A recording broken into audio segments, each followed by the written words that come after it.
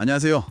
오늘 여러분과 함께 깊이 파헤쳐볼 자료, 게리 타우브스의 왜 우리는 살찌는가 발췌본입니다. 덜 먹고 더 움직여라. 뭐 거의 다이어트의 정석처럼 여겨지잖아요. 근데 말이죠, 이 자료는 바로 거기에 물음표를 던져요.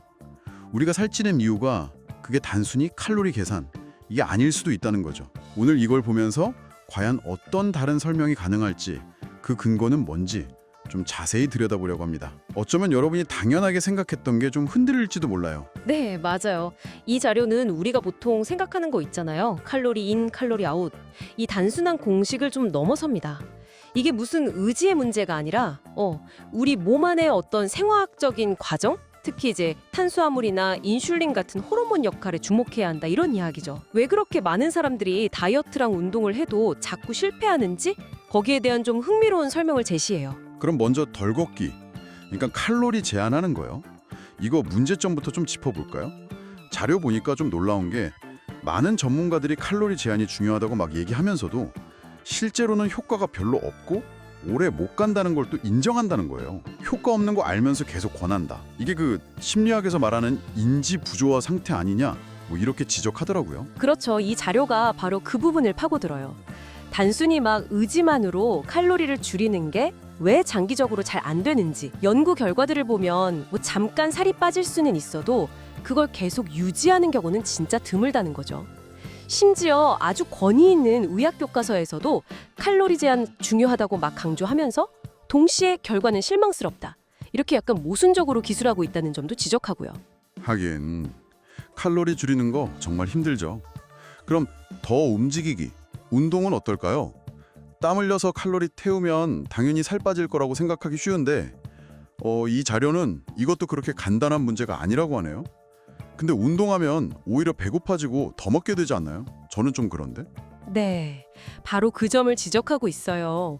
운동을 하면 당연히 에너지를 쓰니까 우리 몸은 본능적으로 그걸 다시 채우려고 하겠죠.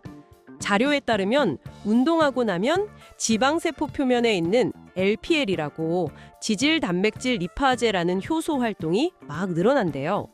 이 효소가 혈액 속에 떠다니는 지방을 세포 안으로 이렇게 끌어당겨서 저장하는 역할을 강화시킨다는 거예요.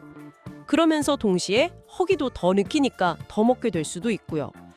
결국 운동으로 태운 칼로리보다 더 먹거나 아니면 몸이 지방을 더 효율적으로 저장하려고 할 수 있다. 뭐 이런 설명인 거죠. 덜 먹고 더 움직이는 걸로 부족하다면 그럼 이 책에서 말하는 진짜 원인, 그 핵심은 뭔가요?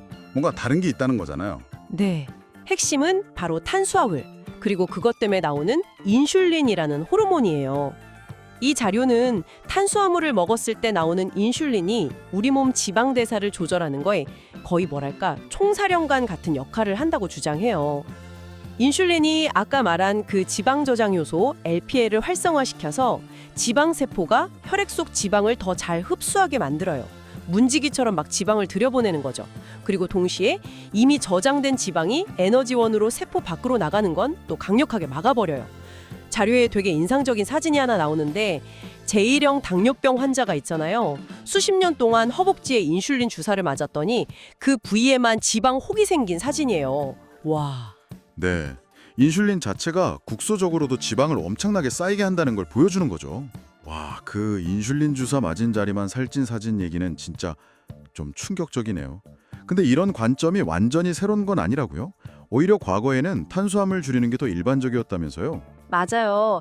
그게 또 재밌는 부분인데 놀랍게도 1960년대 이전, 그러니까 저지방 식단이 막 유행하기 전에는 비만 치료의 기본이 탄수화물 제한이었어요. 19세기에 윌리엄 벤팅이라는 사람의 유명한 다이어트 책부터 시작해서 20세기 중반까지 의학 교과서들을 보면 설탕이나 흰빵, 감자 같은 정제 탄수화물 피하라는 얘기가 많았죠. 근데 그 이후에 동물성 지방, 특히 포화 지방이 심장병 주범이다. 이런 가설이 힘을 얻으면서 상황이 확 바뀐 거예요. 저지방 고탄수화물 식단이 막 권장되기 시작한 거죠. 이 자료는 이런 역사적인 배경을 쭉 설명하면서 최근 임상 연구 결과들을 근거로 다시 제시해요. 예를 들면 A2G 체중 감소 연구라고 있는데 여기서 유명한 저탄수화물 다이어트랑 전통적인 저지방 다이어트를 비교했더니 1년 뒤에 체중 감량 효과뿐만 아니라 뭐 중성지방 수치나 좋은 콜레스테롤, HDL 같은 거 있잖아요. 이런 심혈관 건강 지표에서도 저탄수화물 식단이 더 좋거나 비슷했다는 거예요. 오늘 살펴본 게리 타업스의 주장을 정리해보면 우리가 살찌는 이유를 단순히 칼로리 덧셈 뺄셈 문제로만 볼 게 아니라는 거네요. 특정 음식, 특히 탄수화물이 우리 몸의 호르몬, 구체적으로는 인슐린이랑 어떻게 상호작용하는지 거기에 초점을 맞춰야 한다는 거군요. 혹시 여러분께서도 덜 먹고 더 움직여라는 조언에 좀 지치셨거나 그 효과에 의문을 가져보셨다면 오늘 이야기 한번 진지하게 생각해 볼 만한 가치가 있는 것 같습니다. 네, 마지막으로 이 자료는 우리에게 이런 질문을 던지는 것 같아요.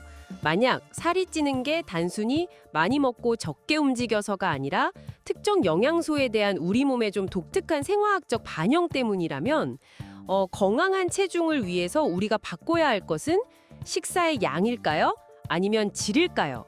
여러분의 생각은 어떠신지 한번 고민해 보시면 좋겠습니다.